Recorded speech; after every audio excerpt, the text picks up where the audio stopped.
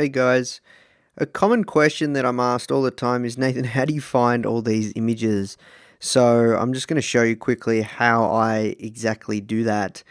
It's pretty simple, really. I don't pay for any images, have never needed to, and there's quite a few different sources where I get images. But if you guys are going down the quotes path or you want to make some quotes, this is exactly how I do it.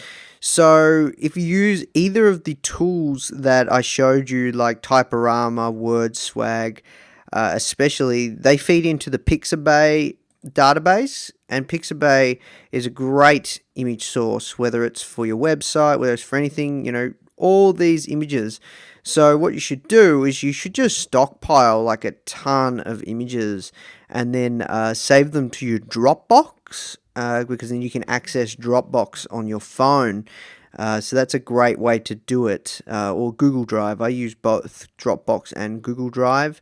So yeah, if you just stockpile like, 100 images or 200 images and just search around for like 10, 15, half an hour, you'll be able to get a ton of great images.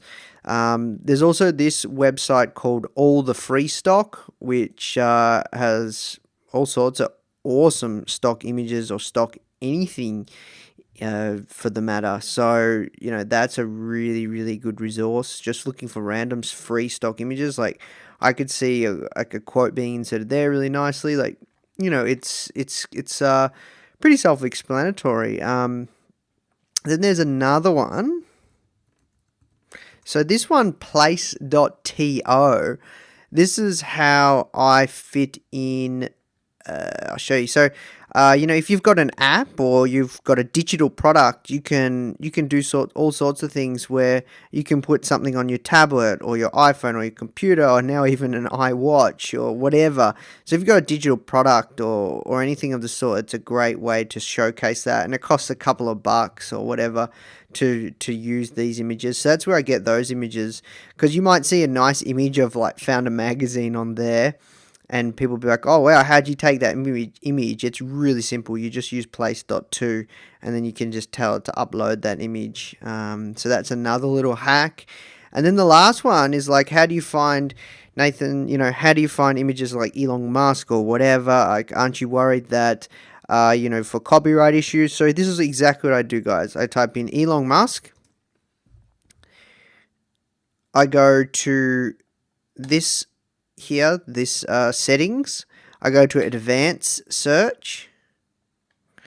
I scroll down and go to usage rights, and I go free to use, share, modify, even commercially. I click advanced search, and now we've got all the Creative Commons images for Elon Musk, which you can use. Obviously, like, look, that Flickr one, like, it's obvious it's owned by Fortune Magazine. You can't do that. But yeah, there's some great images that you can find, a lot of them on Flickr, that are Creative Commons. So that's what you want to do on Flickr as well. So Creative Commons means that nobody owns the content, whether it's an image or, written content or whatever. It's just out for public distribution, so nobody owns it, and they've put it out into the world. So yeah, these Creative Commons images are fantastic because you can modify them, you can use them, you can brand them, you can do anything. So that's what you need to do, guys. That's how you get a whole ton of images.